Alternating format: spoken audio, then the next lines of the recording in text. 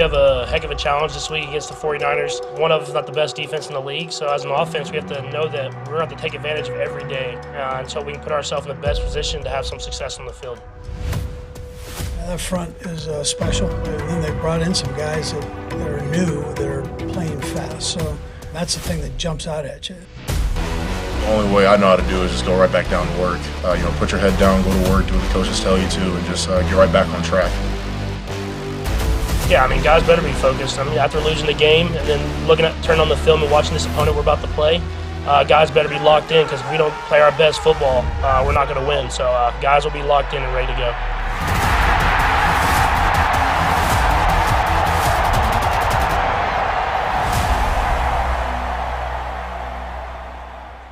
It was 3 years ago that the Chiefs planted their flag on football's highest summit, defeating the San Francisco 49ers in Super Bowl 54.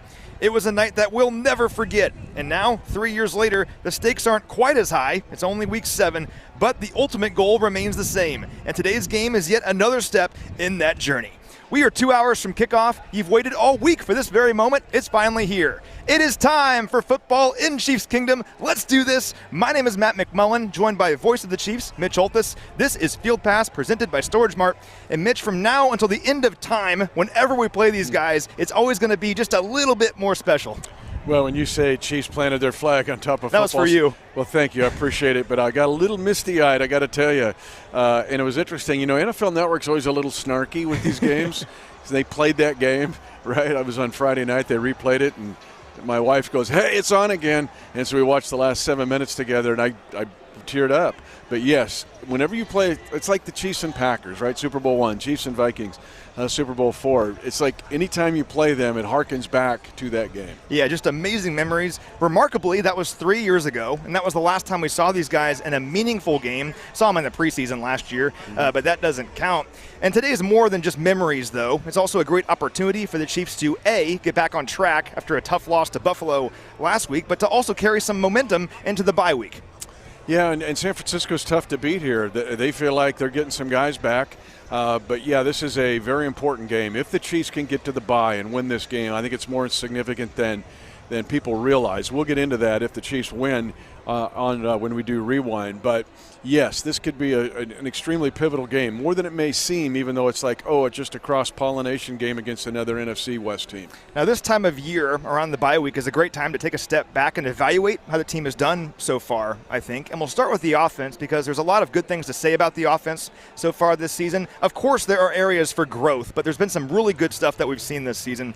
They're the number 1 scoring offense in the NFL so far, so that's pretty good, averaging more than 29 points per game. They have the most touchdowns in the NFL, the most first downs in the NFL, and that's all despite playing some really good defenses this season. In fact, in 2 of the last 3 weeks, the Chiefs have, at the time, faced the number 1 scoring defense in the NFL in Tampa Bay, and Buffalo doesn't get any easier here today against the number 2 scoring defense in the league in San Francisco. To me, it's red zone. I know I keep saying it, but it's really profound how much improved the Chiefs are in the red zone. 25 red zone penetrations and 19 touchdowns.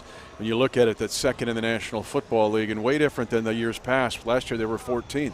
So we know it's a different recipe this year. It's a little bit different in the way they do it. First downs are extremely important. I'll get to that in a second. But the fact that they can get touchdowns in the red zone. Can they do it against these guys? We'll see. But that, to me, is the biggest stat almost on offense for this Chiefs team at this point. Well, and the exciting thing, too, is we know they can get better. They're not quite where we know that they can be, and they're still the number 1 scoring offense in the NFL. So exciting stuff there. They are facing a very good defense, though, here in San Francisco. When you turn the tape on, what stands out about these guys? Well, they're good at all 3 levels. This almost looks like a copy and paste of last week's field pass because of these are the co-valedictorians of defense in the National Football League, Buffalo and San Francisco. If San Francisco's not leading a category, then Buffalo is. And they have guys at all 3 levels. Now, their pressure from the outside, I know we'll get into that more, is outstanding. They can pressure without blitzing. Same thing with Buffalo. They've got good middle guys. Warner's an outstanding linebacker, maybe underrated. The back end's beaten up. We'll see how they handle it. And the Chiefs could attack them, I think, at the 3rd level. But this is just an outstanding San Francisco defense that's hard to move the ball on. They're near the top of the league in 3 and outs forced. And so it's hard to move the ball on them and hard to score on them.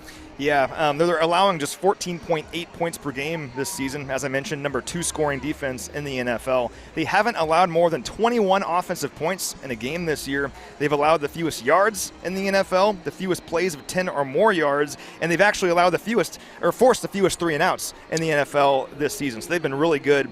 And as with any good defense. And they've got those 2 defensive scores. They live off that. So I know Mosley's on IR, but he's got one of them. But they will live off you mentioned 21 offensive points, but they'll get to 28 with a defensive score. The Chiefs have got to take care of the ball, much like last week against Buffalo. Yeah, big time. And this defensive front is really good, as you alluded to. 23 sacks this year, but second in the NFL. Really impressive pass rush. It comes from everywhere. They have 4 players with 3 or more sacks this season, and they're getting their number 1 sack artist back here today in Nick Bosa. He has 6 sacks so far this season. Didn't play last week with a groin injury, but he's back here today. Got to always know where he is.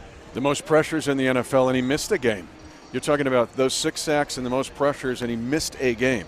The big stat to accentuate your point, Matt, is the fact that there are 9 guys that entered this week in the league with 19 pressures. These guys have 3 of them. When you look at Ebukam, I don't know if he's going to be up today, but he wrecked the Chiefs in that 54-51 game against the Rams on Monday Night Football. And then you look at Charles Omenihu, and he's the guy that hurt Patrick Mahomes in 2019 in the game against the Houston Texans in that fateful play near the end of the half. That was an upset loss to Houston.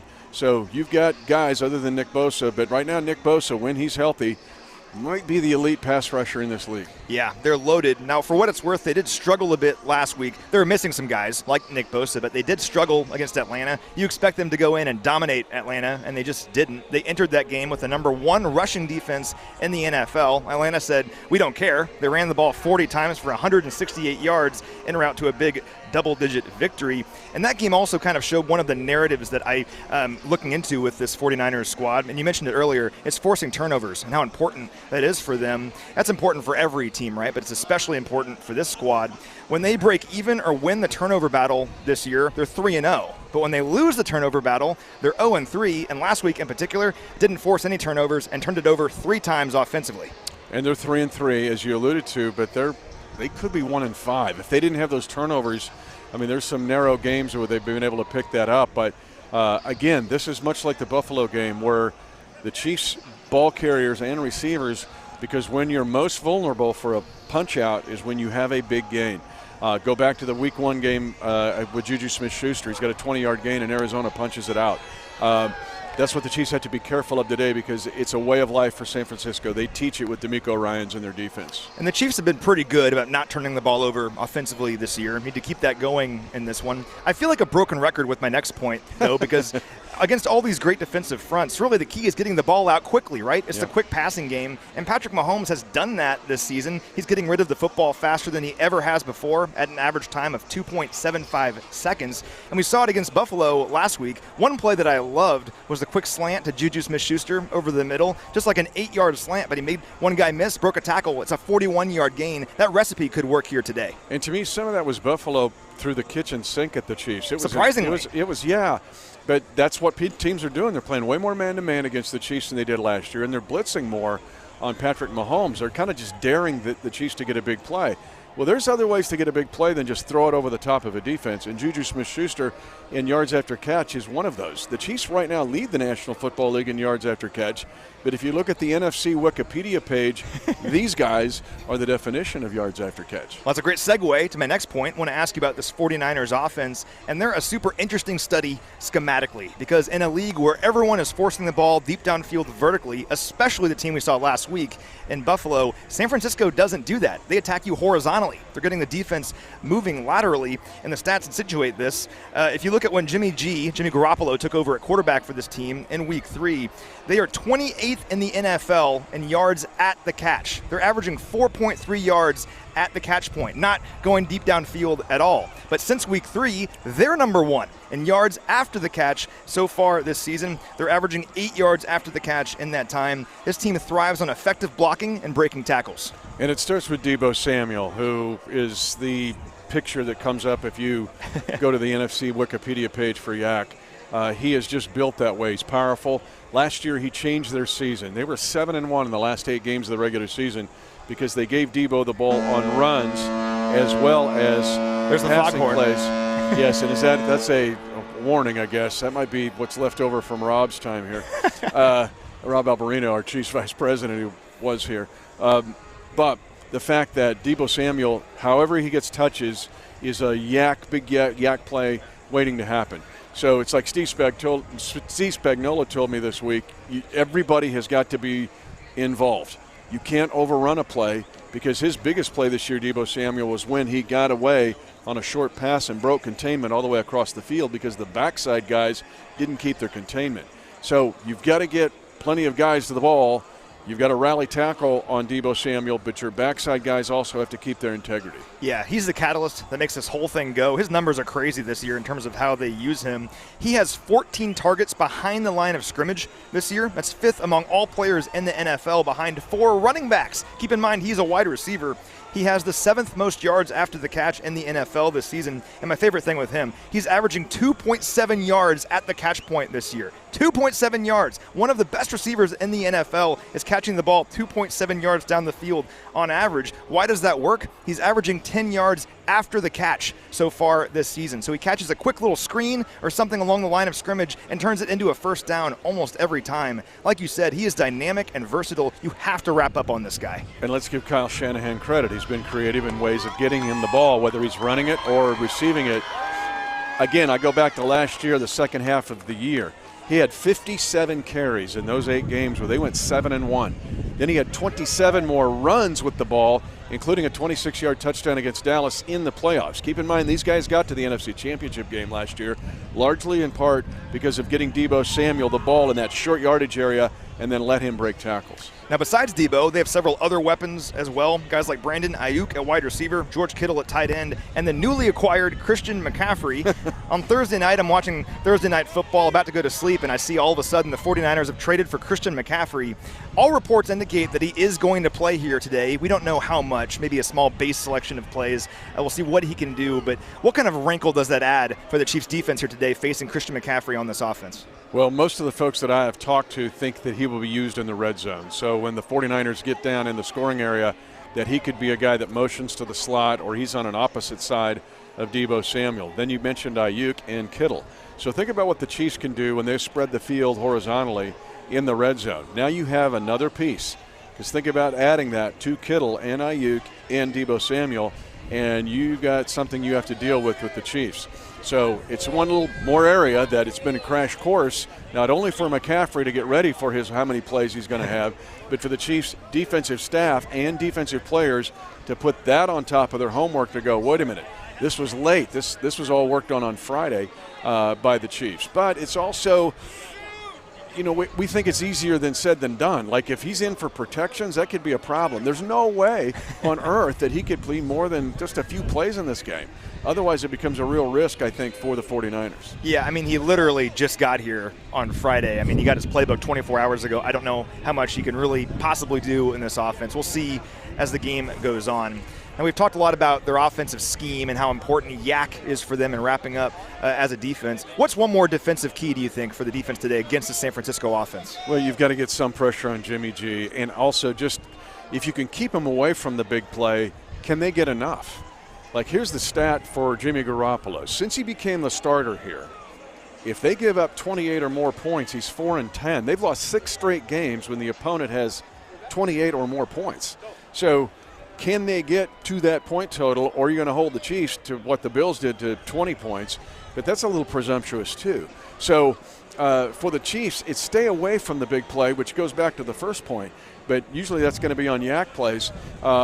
And then get enough pressure on Jimmy G, because he does not like pressure. And we saw that in the Super Bowl. When the Chiefs put the heat on him, he had his QBR in the fourth quarter of Super Bowl 54 was 2.8. Wow. The worst quarter in the history of the Super Bowl. And he didn't like the pressure. And remember how the Chiefs did it. They did some blitzing, got it from the outside. Chris Jones is huge in this game. The San Francisco offensive line is very average. Now they get Trent Williams back. But the rest of those guys, average. The defensive front of the Chiefs Chiefs have to show up today. Yeah, this 49ers offense, and with Jimmy Garoppolo, when they're in rhythm and in sync, they're very difficult to stop. But when he holds on to the football, his numbers go way down. Over 2.5 seconds, his numbers go way down. And when he's pressured, his numbers go way down. So that's both two important things for the Chiefs here today. Their offense is tough to stop, though, in terms of how interesting and unique it is schematically. And when you don't see an offense like this very often, it can be tough. But for whatever reason, Kansas City against the NFC since 2018 is very, very difficult to beat. The Chiefs are 16-3 against NFC opponents since 2018. Those 16 victories are easily the most for any AFC team against the NFC in that span, and it's more than 2 NFC teams have against their own conference. How do you explain this run of success against the NFC lately? Andy Reid. Yep. Andy Reid will prepare for the NFC. I think, and I said this before and I'll say it again, it is the reason, in my opinion, the Chiefs have won the AFC West for 6 consecutive years. Think about it. The number one team in the division has to play the number one schedule the following year. And that means a 17th game now. So for the last 2 years, the Chiefs have had to play Green Bay and Tampa Bay as an extra game. But the other games, everybody's playing those 4 teams. So everybody in the AFC West is playing whomever the Chiefs are cross-scheduling against. The Chiefs have dominated, going back to 2016. I'll take your 2018 and go back to the Warriors. 21-6. Wow. Okay? That is a huge difference over the next closest AFC West team, which is about 500. It's the Chargers. And so the Chiefs, even though it doesn't have anything to do with tiebreakers and you're like, oh, the NFC games, those are down the list. No, they're not. If you dominate and the rest of your division does not.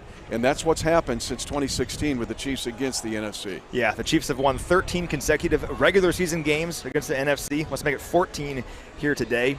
We'd also be remiss if we didn't mention this, Mitch. It's National Tight End Day today. This has been a thing since 2019. There's Travis Kelce running right behind us on National Tight End Day. This is kind of the epicenter of National Tight End Day today because we have Travis Kelce here, George Kittle is here, and Greg Olson's here in the broadcast booth with Fox. How can Travis Kelce have a huge day today in celebration of National Tight End Day? Well, first of all, George Kittle invented this, right? I think so, yeah. We all should just invent our own National Day. Did you get your wife anything for National Tight Ends Day? I didn't. Okay. Hopefully a W today is the idea. Yeah, I'm sure she's waiting. She's like, before you come home, I need something for National Tight Ends Day. For Kelce, it's a matter of being patient. He's going to get doubled up today, but things will open. We've seen it open for him. Again, it's being patient. I'm really curious how much blitzing the 49ers will do, and then how much zone or man-to-man they'll play in the back end, or a combination, which is what Buffalo did. They would play man on one part of the field and zone on another part. That's one of the big reasons Juju got his big play, because I'm out of position. I'm not playing zone, and I'm here. I'm doing something else, and now I'm out of position to tackle Smith-Schuster. So Kels will get his. Just stay patient. It may not be at the beginning, but just keep grinding away, which he has shown the propensity to do this year. Yeah, it's very tough to stop Travis Kelce, perhaps the greatest tight end in NFL history, having another monster season. I love it. I said last night in a group, everybody talks about these other, Kittle is Saturn, okay?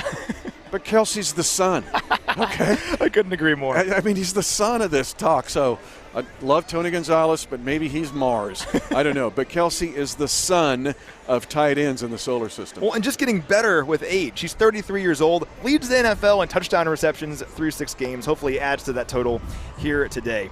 Now, I mentioned earlier how this time of year is a great opportunity to take a step back and evaluate how the team's looking so far this season. And for more on that, I caught up with Peter Schrager from Good Morning Football earlier this week.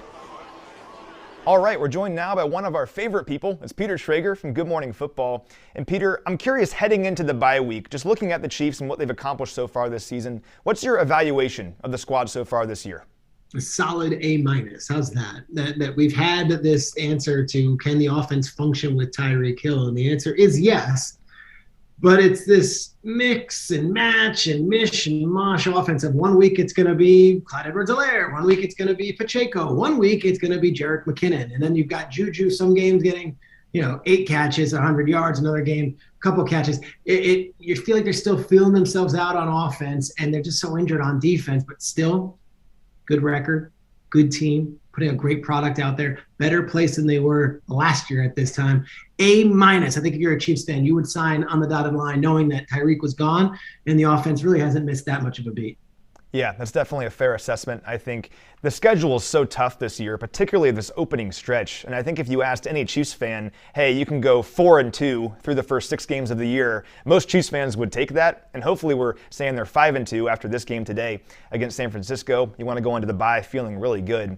Now, specifically, I'm curious your evaluation of this. Is there a certain thing about the Chiefs this year that surprised you in a positive way? And then conversely, what's something that you hope the Chiefs can kind of build on and get better at as the season progresses? What has surprised me? I think the contributions being so varied and like week to week changing each week is what surprised me. I thought it would be like, all right, we're going to know by week 6 or 7, like, is Sky Moore the deep threat, or is Juju the guy, or is it going to be all Kelsey and the running backs? I said, you don't, and that could be a good thing. Feel like you lose Mike Kafka, you still got Bieniemy and Reed, and you still obviously have all the big weapons in Mahomes and Kelsey. And you were like, what's it going to be? It's different week to week, which I kind of like, but it surprised me. I thought it would be like, all right, by now we know Juju's the 1, Hardman's the 2, Valdez-Scantling's the 3, Sky Moore's the 4.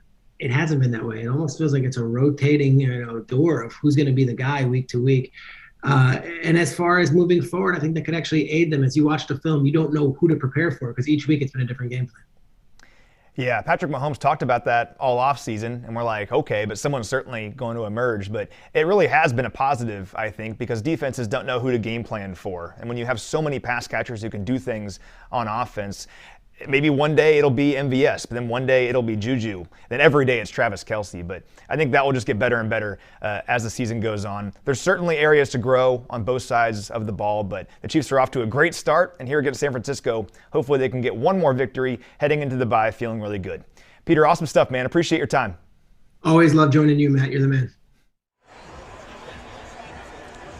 All right, great stuff there from Peter Schrager. Love Schrags. Don't you love Schrags? Yeah. He is the best. Yeah. Number 1, baby. Love you, man. Those interviews are always fun, but he legitimately loves us. Like, he just loves the Chiefs, loves everything that we're all about. It's always just great catching up with him. We need some national love, though, don't we? It Yeah. seems like most of the national guys are, I don't know, the Chiefs, I think they're going to be 5-12. And Schrags is like, what are you guys talking about? So Schrags is the voice of reason and the voice of truth. Yes, we appreciate Peter Schrager. All right, Mitch, we just got the inactives for today's game. Take a look down here. So a few things we were watching coming in. We knew that cornerback Rashad Fenton would be out in this game with a hamstring injury. No Rashad Fenton in this game. One guy we were watching was Mike Dana with a calf injury. He is inactive in this game. So Mike Dana came back last week, played 25 snaps. He is inactive today after being listed as questionable with that calf injury. No Mike Dana here in this one. We were also watching for offensive guard Joe Thuney. Some good news. Joe Thuney is active. Yeah. In this game. He was questionable coming in with an ankle injury. Heard it mid-game last week. The guy is a warrior, just fights through stuff. Never missed a game. He's incredible. So Joe Thuney, great news. He is active in this game.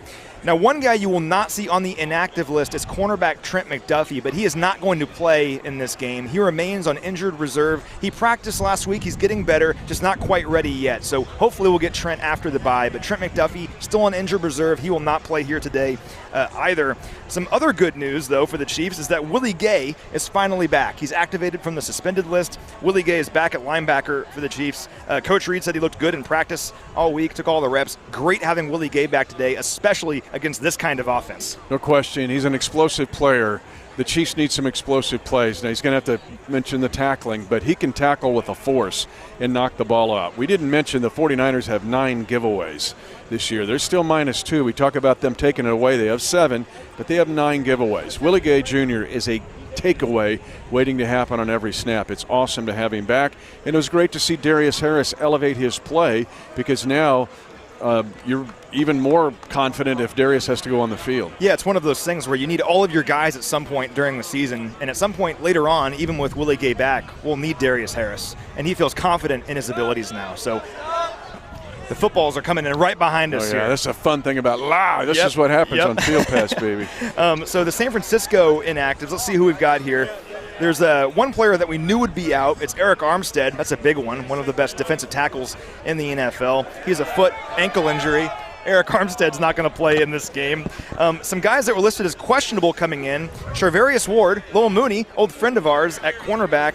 He was questionable coming in with a groin injury. I don't see him on here, so I think Charvarius Ward's going to give it a go and play in this game. And also safety Talanoa Hufunga was in concussion protocol. He's questionable coming in. I do not see him on here either, so Hufunga will also play in this game. This tells you everything you need to know. The 49ers, like almost every team the Chiefs play, are loading it all up with canister. There's no way little Mooney, Charvarius Ward, was going to be out of this game. But it's a risk because he hasn't practiced much this week and he's got a groin injury. That's a risk. Hufunga had the concussion protocol. So we all know about that in the NFL, but he didn't practice much this week. But these guys are all in for this game, the 49ers. If you had any bit of hope you're going to play, they're playing him other than Armstead. Yeah, everyone always gets healthy against the Chiefs is the way it seems to work out. It feels that way. There's several players that were on their injury report this week that hadn't played recently, that didn't have an injury designation, but they are playing with injuries. Those guys are Nick Bosa, mentioned him earlier. He has the groin injury. He's going to play through that. Defensive end Samson Ebukam has an Achilles injury at defensive end. He's going to play in this game. Jimmy Ward has a hand injury at safety, and both tackles, Trent Williams and Mike McGlinchey, they're both fighting injuries as well. This team is banged up. We'll see if any of those injuries impact these guys at any point today. Okay, but here's where it's not a video game, right? You got a bunch of guys on that list that have kind of fighting through injuries. They want to play today. They're going to give it all they've got, but they've still been injured. And we'll see how this game wears on if that affects the 49ers. I know they're all in. I get it. But if those injuries become an issue later on, that means they don't have anybody basically behind them because these guys are all up and being active. So it's really something to watch throughout the day, I think. Yeah, we'll see if any of those things impact them during this game. Regardless, this probably is the healthiest they've been in quite a while. These guys will be tough, but it's a great opportunity, once again, for the Chiefs to get back on track and to feel really good going into the bye week. We'll close our show with that, everyone. Thank you so much for watching, as always. For Mitch Holthus, I'm Matt McMullen. Let's go get a victory.